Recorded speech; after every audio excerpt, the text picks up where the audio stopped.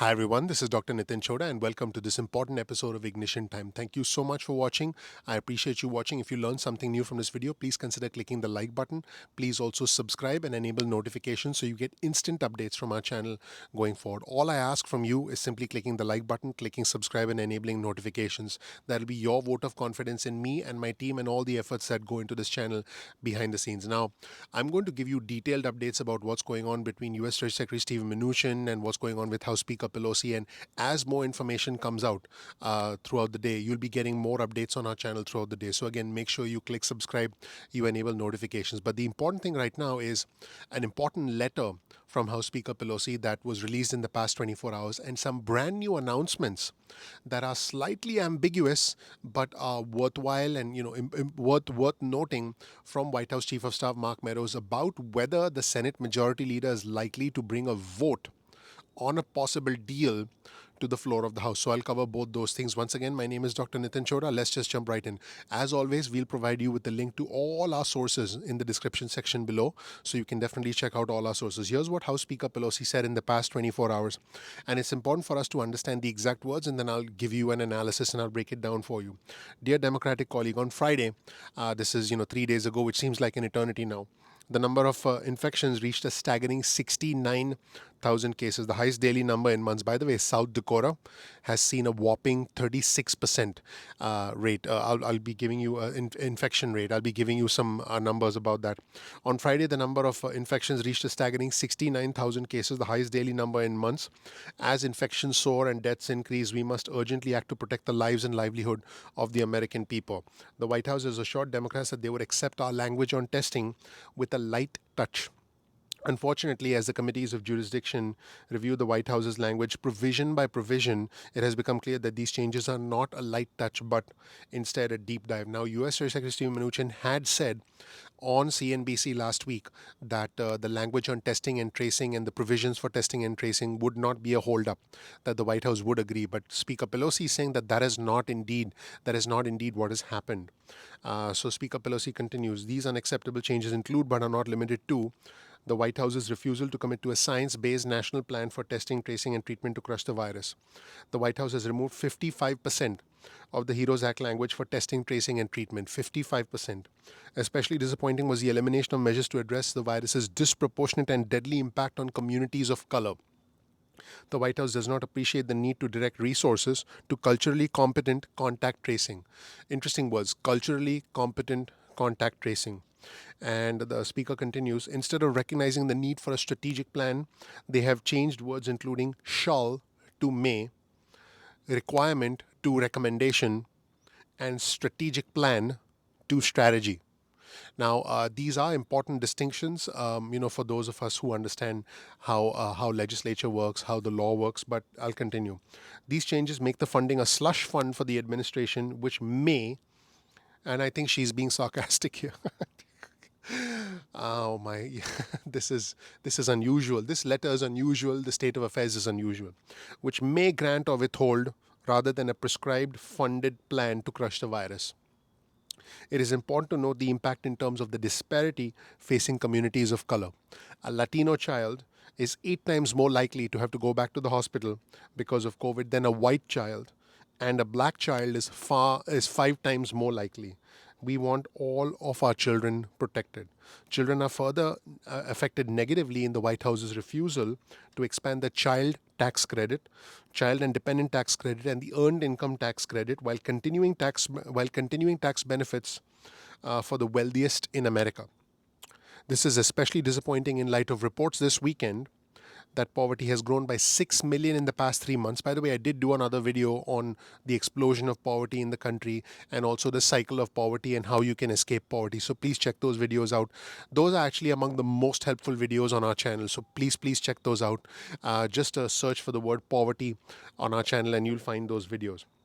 This is especially disappointing in light of reports this weekend that poverty has grown by 6 million in the past 3 months as CARES benefits are exhausting, meaning that 8 million Americans are now living in poverty. Our proposal would reduce the childhood poverty significantly.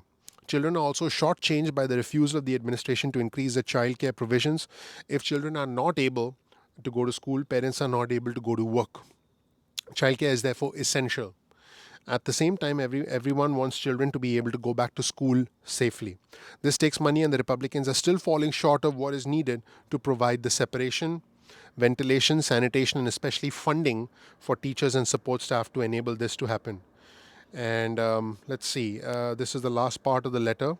Funding for schools comes largely from state and local government, and the administration continues to fail to meet the well documented need for funds to protect frontline workers in healthcare, first responders, sanitation, transportation, food workers, teachers, and others, and to prevent service cuts to struggling communities.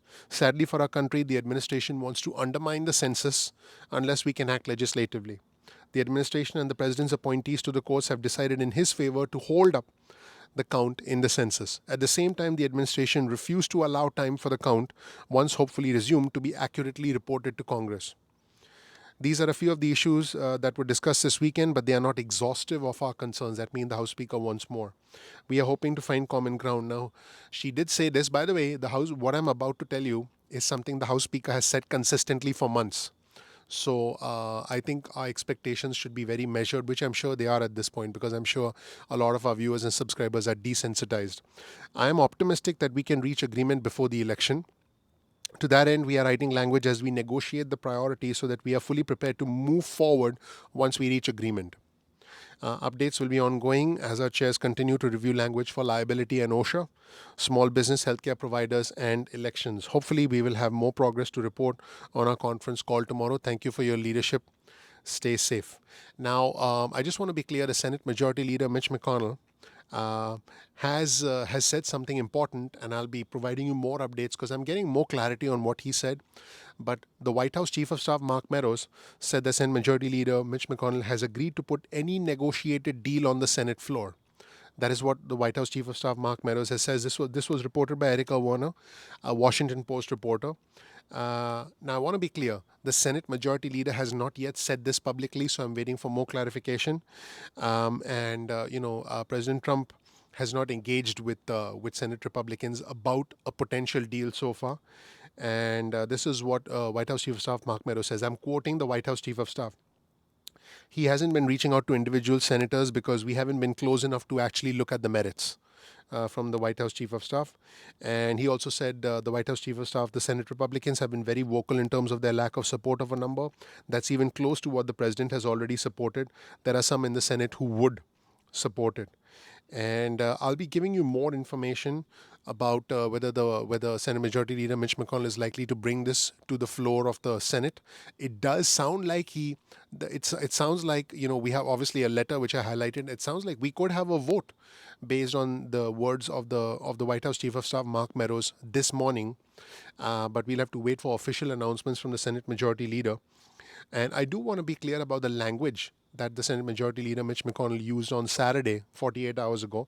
And this was reported by Burgess Everett, who's a political congressional reporter. Burgess writes, instead of guaranteeing the Senate would vote on it, Mitch McConnell said on Saturday, and these are exact words, if Speaker Pelosi ever lets the House reach a bipartisan agreement with the administration, I'm going to repeat this again. If Speaker Pelosi ever lets the House reach a bipartisan agreement with the administration, the Senate would, of course, consider it. Now, in politics, the word consider it could mean anything. You know that, I know that. Something can be considered, but it can go nowhere. I mean, but White House Chief of Staff Mark Meadows did say that the Senate Majority Leader will put a deal, a negotiated deal, on the floor of the Senate to vote. And I'll talk about that and the potential implications about that when we get more information, which I'm expecting to get in the next couple of hours. And that is where things stand right now. As far as the negotiations between House Speaker Pelosi, we do have some more information coming in. I'll provide you that in another video. But just like I mentioned earlier, there's a 36% positive test rate in South Dakota over the weekend. That is just unbelievable. Unbelievable. And there have been cases of individuals getting the pandemic, getting the illness, COVID, the second time. And so I would say that we need to brace ourselves. regardless of whether there is stimulus, we do need to brace ourselves. The one unique thing about this channel is that I'm going to tackle the tough subjects.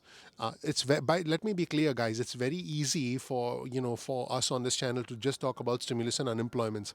I'm going to now start tackling tougher subjects on our channel, because this channel is more than just a stimulus channel. I'm going to tackle subjects like what's happening with Dr. Fauci. I'm going to start tackling subjects with, whether we agree or disagree on certain things. And, the idea is to have an open, honest discussion on our community, a respectful discussion, because for us, it's not about the red or the blue, it's about the red, white, and blue. So let's make sure we do that now going forward. I will always be here for you.